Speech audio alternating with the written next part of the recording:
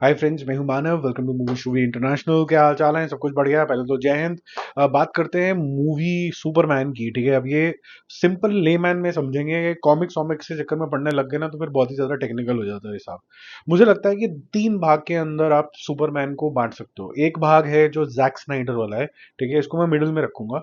और एक है जो अभी हमने जेम्स गन का देखा है, इसको मैं थर्ड नंबर पे रखूंगा। और फर्स्ट नंबर पे जो हम बचपन से देखते आए थे, ठीक है, और वो सुपरमैन हो गया जिसके अंदर थोड़ा ओरिजिन दिखाया था, थोड़ा लेक्स लूथर दिखाया था, थोड़े उसके पंगे पुंगे दिखाए थे।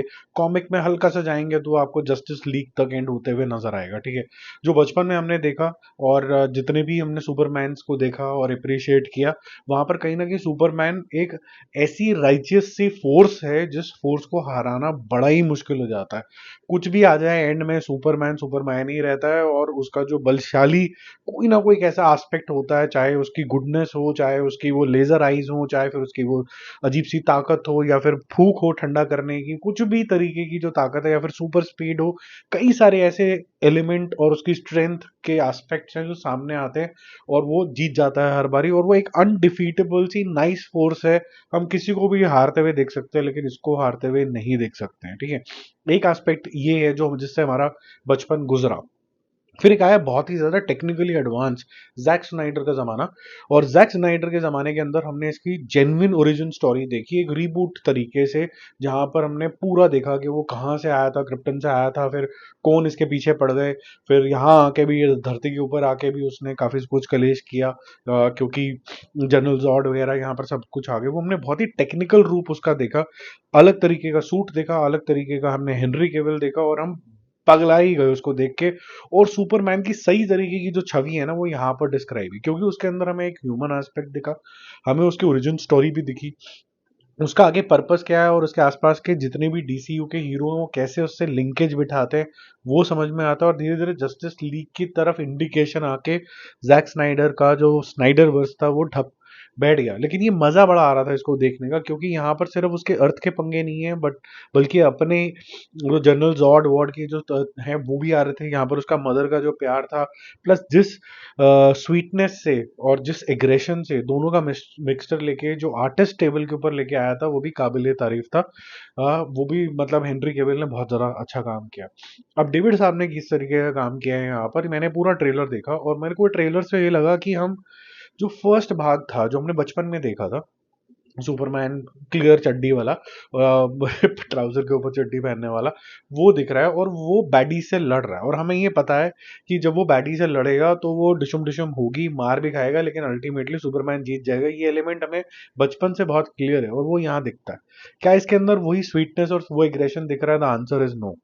वो वाला स्वीटनेस और वो वाली एग्रेशन नहीं दिख रही। एक एस्पेक्ट जो 1 2 3 चीजों में नहीं दिखा, हमें जैक स्नाइडर में दिखा, repercussions of your actions when public and government will ask you, Superman you did all this wrong, building गिर गई, ये गिर गया, बंदे मर गए, तुम अपनी ही मर्जी से चलते चले जा रहे हो, तुझे एक विजिलेंटे टाइप का एक रोल हो जाता है। तो उसकी आंसरेबिलिटी एमसीयू के अंदर भी है, डीसीयू के अंदर है, लेकिन सुपरमैन के ऊपर कभी भी लागू नहीं हुई थी, ये पहली बार लागू हो रही है। तो ये एक अलग एस्पेक्ट जरूर है। क्या इससे सुपरमैन बिल्कुल अलग हो जाता है?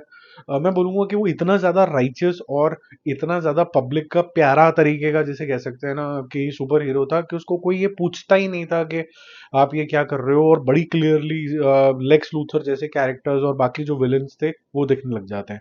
अब जब कभी भी विलन का खेल आता है तो आप एक बड़ा विलन चाहते हो, जैसे कि आपने एमसीयू के एवेंजर्स के अंदर देखा था कि भाई थैनोस आ गया, अब थैनोस अनबीटेबल होता चला जा रहा है क्योंकि उसके आसपास के लोग इतने ज्यादा स्ट्रांग है। यहाँ लेक्स लूथर के पास वो डायनासोर टाइप की चीजें आ जाना, ये बचकाना लगता है। तो मेरे ख्याल से जेम्स गन जो एलिमेंट लेके आए हैं सुपरमैन का, एक अच्छा है कि भाई you are answerable, but not so good is ये बचकाना टाइप के जो विलन से वो लड़ रहा है और उसके बाद वो ह्यूमन रेस को बचाना चाहता है। It is done to that. तो ये आप कोई भी सुपर हीरो ले लीजिए, वो यही कर रहा होता है। तो ये एक ऑर्डिनरी सुपर हीरो बना दिया मेरी डेफिनेशन के हिसाब से। तो ये बिल्कुल अजीब सा है।